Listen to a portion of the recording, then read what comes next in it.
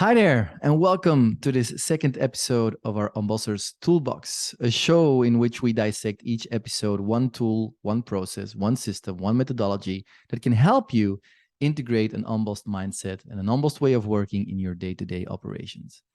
And the topic of this episode is building real trust. Everything starts with trust, and everybody knows everything starts with trust. But you know what frustrates me a little bit? It's when we as teams, we have these conversations and we have these workshops in which we talk and talk and talk and talk about what trust so-called means to us. And then we translate that into charters with statements and posters and we sign it off and everybody feels happy and connected. And then from the moment we leave the door and we open that mailbox, we act out the exact opposite of what's on the charter. And what's even worse, no one says anything about it. That really bothers me. And I think the reason is because we can only find out what we actually believe about trust rather than what we think we believe about trust by watching each other collaborate, by watching each other behave, by watching each other act out a trusted relationship. We simply don't know what we believe about trust before we do that. So as long as there's no feedback on actual behavior, as long as there's no consequences to my behavior, both positive and negative, we simply don't know what we mean with trust in a team. No matter how many hours we talk about it, we will never know. So for me, when we talk about trust in a team, the challenge is really acting it out. What does it mean to really act out a trusted relationship? And helping each other, helping our colleagues become better and better in acting out that ideal of a trusted relationship.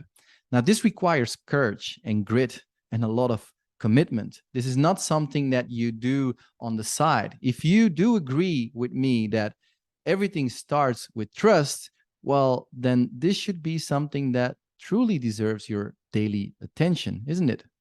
So instead of talking about what trust so-called means in workshops, I believe we first just need to work together, collaborate, act out, and feel. Everybody has to take the responsibility to feel which actions of our colleagues create more trust and which behavior leads to distrust. And then we need to have the courage to reflect and discuss on our actions and behavior. We have to do this. And then if we do that enough, we will start to see patterns across all those conversations that reveal what we really mean with trust in practice and in our daily reality. Now, in order to do this, we obviously need to understand the different components of trust. And it would be helpful to have a little tool to facilitate those conversations we need to have with each other. And the triangle of trust of Francis Ray and Anne Morris not only explains beautifully what trust is and how it's built up, but it also serves as a super simple tool to facilitate the difficult and tough conversations that we need to have with ourselves and with others in order to build real trust. Now, let me first introduce to you Anne and Francis. Here they are, both beautiful, smart ladies. Francis is a professor of technology and operations management at Harvard Business School.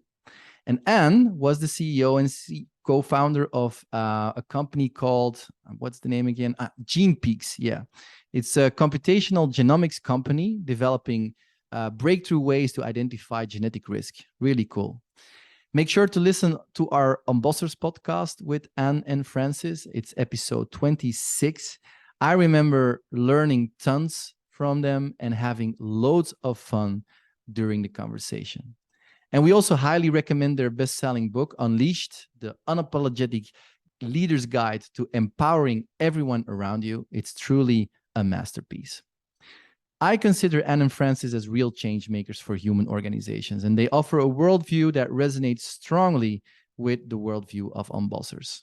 Also, they argue that the popular leadership advice in business schools and management consulting glosses over the most important thing a leader does, and that is building others up.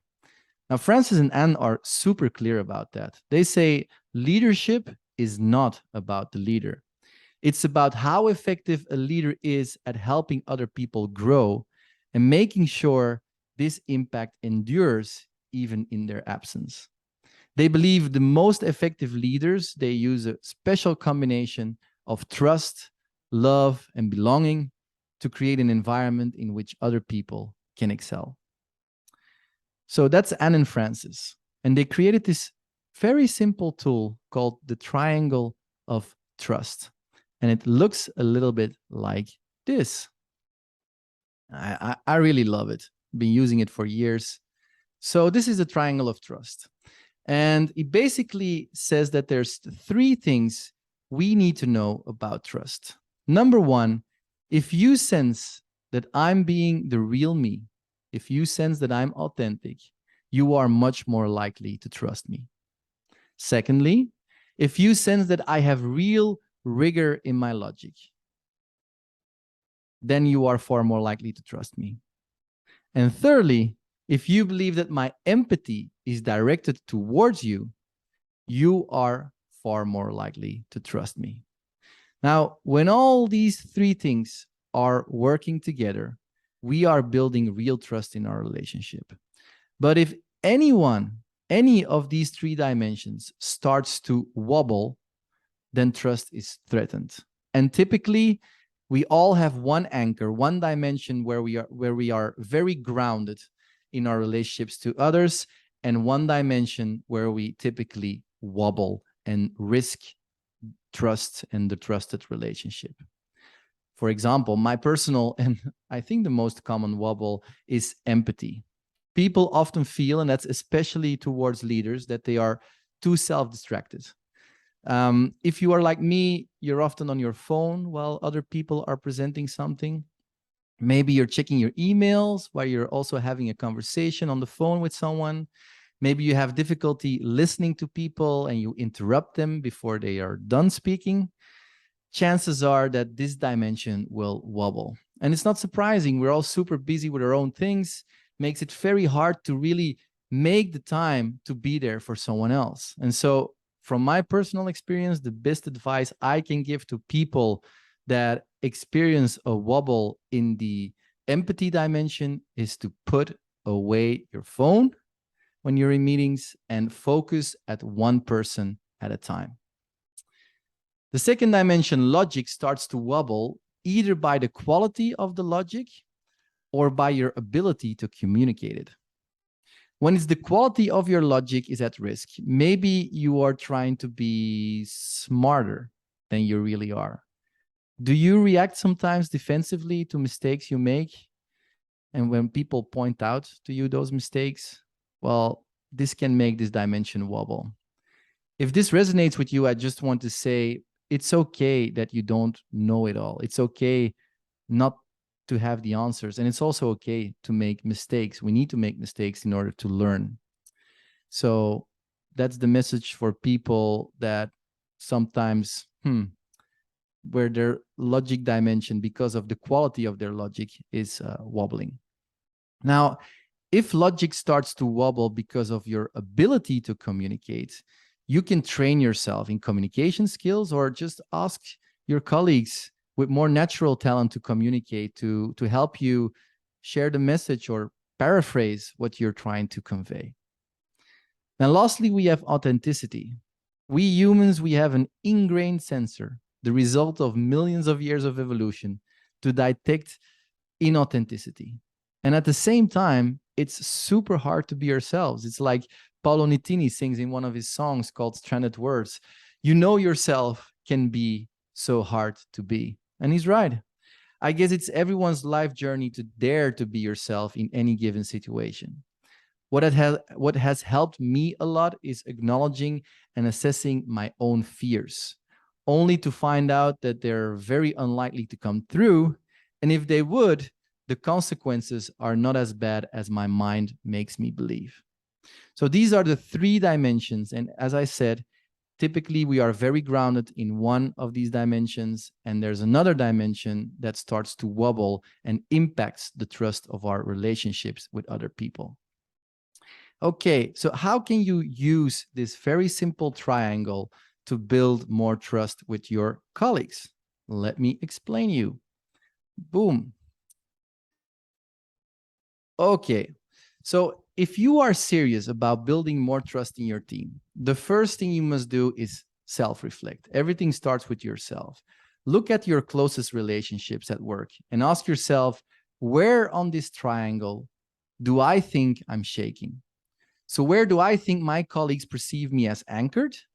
And where do they perceive me as wobbly? And why do you think that? Why do you think, for example, you're wobbling in empathy towards your closest colleagues? And maybe you're wobbling in different dimensions towards different colleagues. Right? It could be that to one colleague, it's very easy to be authentic, but maybe it's super difficult for you to be authentic to your boss. So make your own self-assessment and then do the same exercise from your perspective towards your closest colleagues. Think of recent situations of tensions and assess which part of their triangle started to wobble for you. Did you miss their empathy? Did you feel they had no right to speak because they were not expert enough? Or did you doubt their authenticity? Do you feel they're putting a mask on? So assess yourself and your colleagues on the triangle. Really write it down, both the wobbles and the anchors of yourself and your colleagues. By the way, the template is part of our Unbossers Toolbox notebook, which you can download from our website, www.unbossers.com. Then, once you've done that, you go into step number 3, which is invite your colleagues for dialogue, either one by one or in a team, whatever feels most comfortable to you. And start with explaining the triangle. You will have to explain the triangle of trust to your colleagues, but maybe do that using your own assessment of yourself. And then ask your colleagues for feedback on your assessment. So for example, I could say to my colleague, I think my empathy is wobbling because I do this and this and this. Is this also how you perceive me, or what is your feedback, and so on. Once that's done, you can also share your perception or how you feel that their behavior risks the trust of the relationship. So where are your colleagues' anchors and where are your colleagues' wobbles? And finally, when you've discussed all this, you try to bring the dialogue to a conclusion and you try to agree, okay, what's the one thing you will start doing to build more trust? And what's the one thing you will stop doing? Now, after the first time you had this conversation with your colleagues, you will have laid the foundation, right? People understand the triangle, and you've learned to talk about trust linked to actual behavior in the workplace. From now on, every time someone does something that either gives you more trust or risks your trust, you can have a short conversation about it using this triangle. And the closer the act of behavior and the feedback are to each other, the higher the chance the feedback will lead to more growth and improvement. Now, if you go down this road, there are a number of pitfalls I want to warn you about. Let me switch. Here you go. So, the first pitfall is commonly known as the pillow issue. When given feedback, we're often cautioned to balance any criticism with positive comments to cushion the blow and keep the other person positive. We don't want to demotivate someone, or even worse, push them out the door. So we use the very common tactic of putting pillows of positive feedback around the constructive criticism in the middle. Now, this is very confusing for people. Instead, I advise you to be very assertive on the content. No pillow cushion there, very assertive on the content, and very empathic for the person. Pitfall number 2 is lack of specificity. Difficult word to pronounce, specificity. What I notice in team conversations and one-on-one feedback conversations, that we like to use the phrases, you need to be more proactive. I need to see more commitment. We believe you do this or that. Now, for the person receiving that feedback, these types of words don't give them enough specifics to create a solution. For every piece of feedback, please use concrete and recent examples. Speak from the I saw this, I heard this, I felt this, my request is that you do this. And if it's a broader issue, Use multiple examples over time to share your concerns and your feedback. So be as specific as possible. Very, very important, and definitely an important pitfall as well. And then lastly is about setting the context. Setting the scene and the context is everything. Where and when we give feedback really, really matters. The fact that we typically praise people in public and punish in private exists for a reason, you know.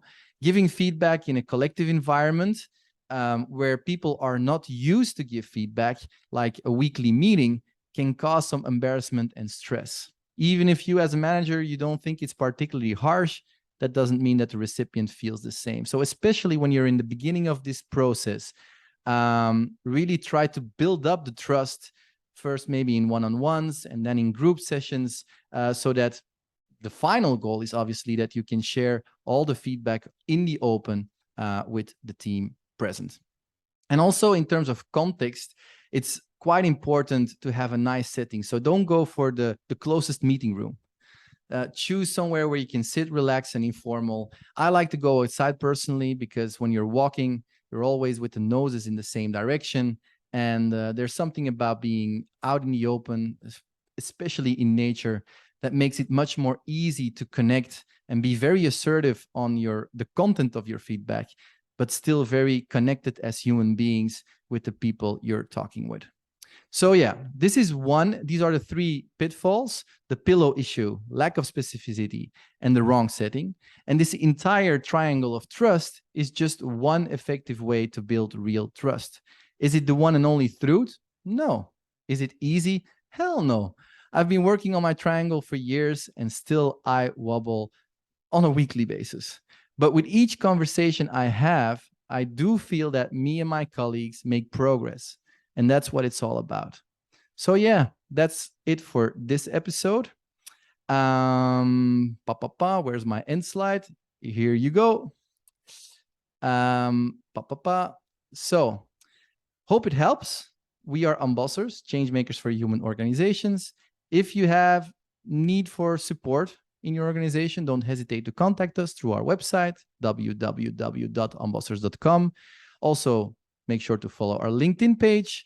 Don't forget to put the subscribe button so you can be up to date with our latest content. And yeah, everything we do for the love of people and business. Ciao.